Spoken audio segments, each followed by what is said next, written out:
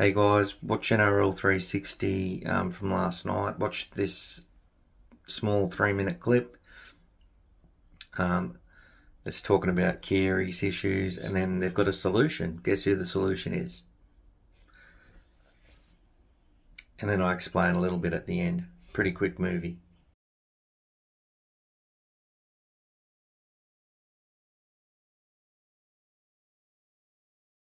Is the concern, and look, concussions are become a little bit like bad backs. You actually can't see much evidence that there's something wrong, except you've got to take the word of the victim, and in this case, or the patient. In this case, Luke Keary is saying that he's not right. The fact is, as I said, that was an innocuous hit. It didn't seem to be a lot in it. Yeah. Now, that's not a question on Luke Keary's integrity. That just shows you that there's some underlying issues there. Look, I think there's a psychological issue, and that's what happens, you know, to a football player when you get a lot Not of... if he's getting headaches. No, The headaches aren't psychological. I think, from what I've heard, he's sought Jake Trent and he's sought Boyd Cordner, and he's asked them a lot of questions about symptoms. Are they similar to the ones that forced him into retirement? And you guys know better. He's such an intelligent person, Keary, and he's prepared to take time. I get it. Buzz, I was at a lunch on Friday, okay, for Matraville Tigers.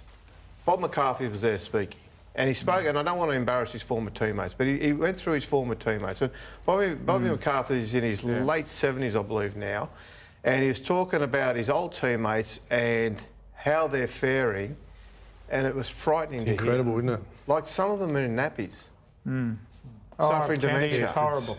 So, and that's the fear that for so many years we didn't think brain injury stuck around. Now we're seeing clear evidence that it does. Well, there was zero care in those days. It was a badge of honour to get up from a concussion. But that's why you've you've got to give the Roosters the rap for the way they're dealing with it. And Keary for actually having the strength and saying to the club, I'm not ready. See, Keary's a smart guy, right?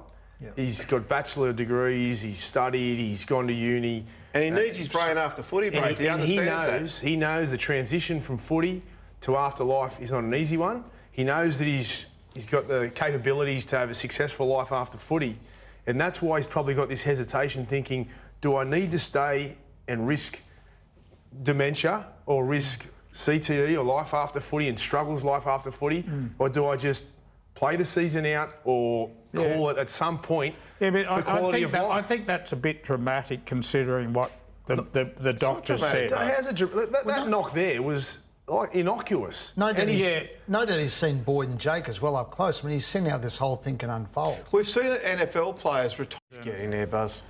Is he? Yeah, he is. But is he a chief game manager? He will be. He's still learning the game at first grade level. He's got talent, but does that talking 18 months away. Does that take away the need then for Matt Burton and does it allow Manu to, you know, play for? There's all those questions. It's a juggle. But he would still have to.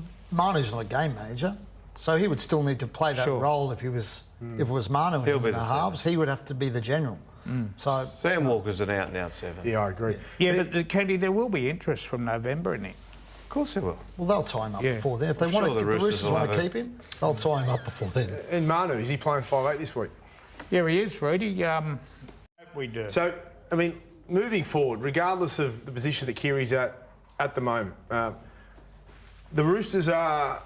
There's a bit of murmurs around it. They're a bit worried about their half situation. They're not quite settled with the way that the 6 and 7 are going. Do they look to someone like a Burton, or are they content? Do we have any mail about that? Because there are some rumours floating around about a premier half possibly going to the club. I think that's just been dreamed up a little bit at the moment. I just think that's people speculating. The fact that Keary's... Well, there was Munster not so long ago, wasn't it? It was Payne Haas the week before, it was Selwyn Cobbo the week before, and now it's Matt Burton. But if Luke Keary is forced to retire or decides to retire, they're going to have a lot of money up their sleeve. And they've always got Plan B, C, and if they don't, but the question I want to ask is, if Keary does go, does Sam Walker...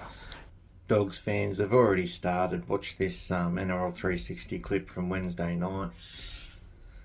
I said that the Roosters would be the ones they link the most to Matt Burton. Now, they do it pretty... This is how you plant a seed. So you get brave to plant it. So they talk about Keary and his concussions, which I'm going to do. And they talk about how it's not his fault and blah, blah, blah. And he'll probably want out, but the doctor's saying that he's fine.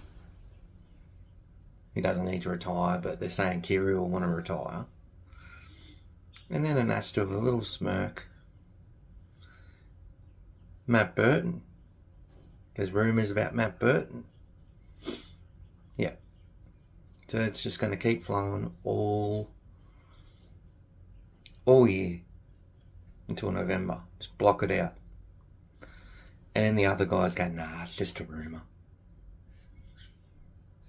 Yeah, it is a rumour. And they do that after not promoting the Bulldogs on on.Super Saturday. And they didn't promote the Sharks as well. Burton versus Nico Hines. Like, come on. Tavita Pangai's been playing great. They could have sold the whole day. All they did was focus on the Cowboys and the Broncos. The two teams they own.